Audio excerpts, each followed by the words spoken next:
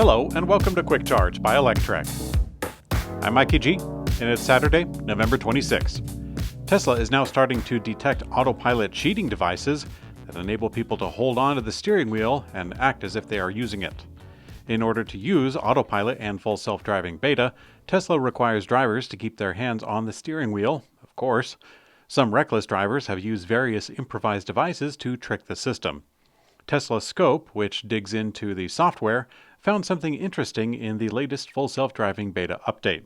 Tesla can now detect Autopilot defeat devices, and it forces drivers off Autopilot if detected. This is an interesting new approach to the problem, as Tesla's full self-driving beta is getting into a wider release to anyone who bought the package in North America. It's no longer limited to drivers with a high safety score. Despite the namesake, the program still requires drivers to be attentive and responsible at all times. Tesla recently announced the opening as they push for the goalpost to eventually become a finished product. It used to be a goal of 1 million robotaxis by the end of this year.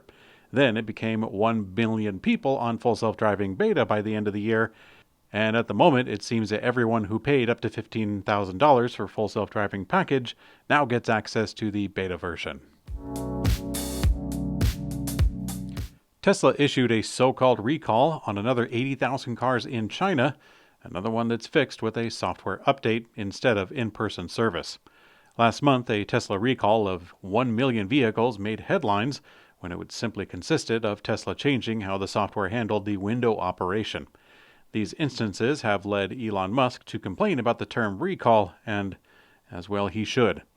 This time, according to the Chinese authorities, the recall includes 67,698 imported Model S and X vehicles with a software problem that's actually related to the battery pack.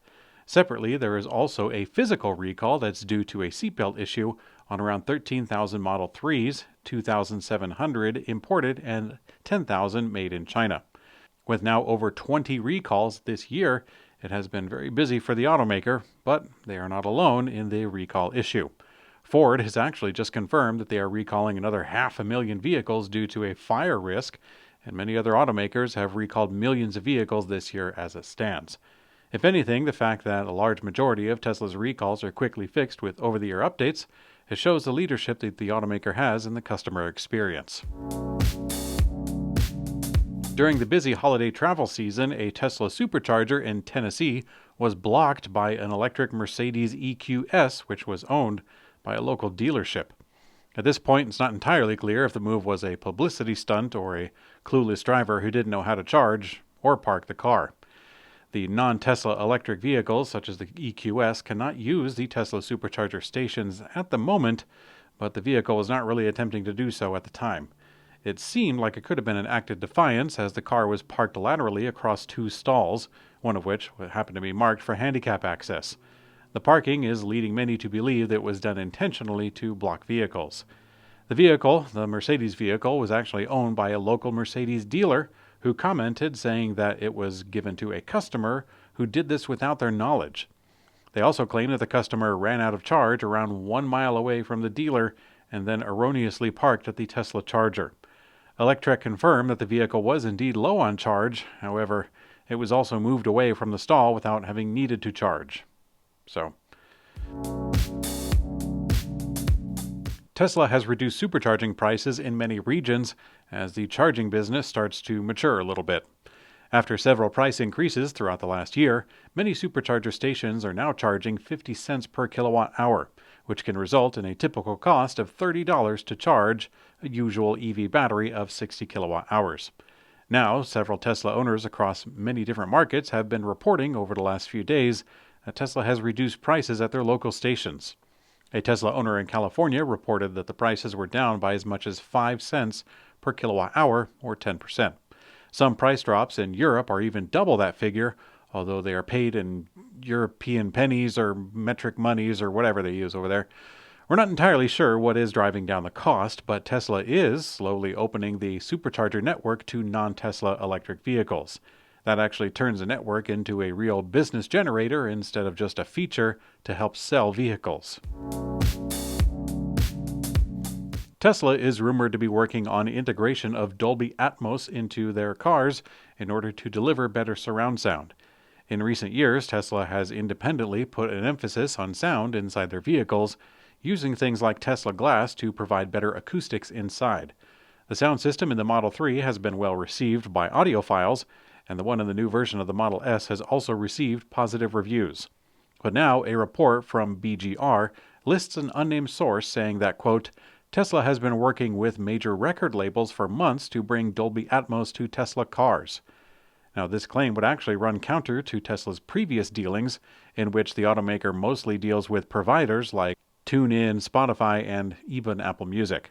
At Electrek, we take it with a grain of salt. We think that Dolby Atmos integration actually does seem likely at some point, but we don't imagine that it would go through music labels. Vietnamese electric car maker Vinfast hit a major milestone on Friday when they shipped the first batch of the VF8 SUVs to the USA. Vinfast made their grand debut at the LA Auto Show just last year, introducing the VF8 and VF9 EVs. The first 100 deliveries of the VF8 began in September, and now they're continuing in earnest with 5,000 more rolling onto the boat. The first U.S. customers can expect to receive their orders by the end of this year. Going forward, the automaker plans to continue exporting the VF8 lots to the U.S. and Canada in early of 2023. VinFast VF9 deliveries will also commence at the start of next year, with global reservations for the VF5, 6, and 7 starting soon.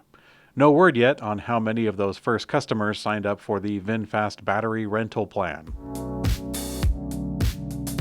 Hyundai and SK plan to invest $1.9 billion to build a new EV battery plant in the U.S. The partners are scheduled to sign a memorandum of understanding on November 28th in Georgia, where Hyundai is building its first EV facilities.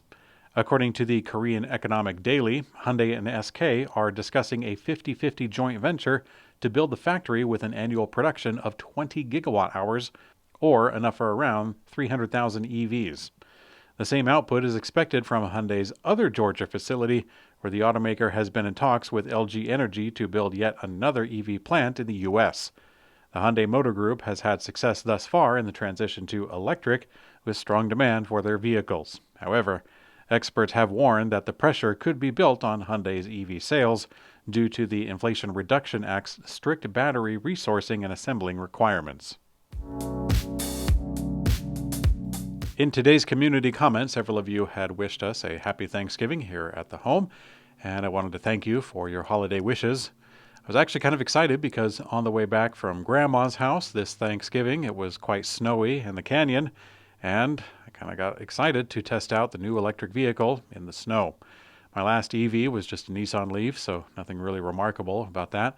But with this new vehicle, the Hyundai Ioniq 5, it does have a snow mode, which is like a traction control. I think that's going to be fine, but I'm actually really curious on how it will handle considering the thing is a 5,000-pound crossover. I think it's going to be quite fun to test out. What do you guys think? Have you had any experience with big, heavy EVs in the snow? I'd like to hear about it because I've only had little guys. This is quite the change for me on this monstrous vehicle that I've had. But at any rate, thanks for watching Quick Charge by Electrek. I'm Mikey G, and I hope you have a great day.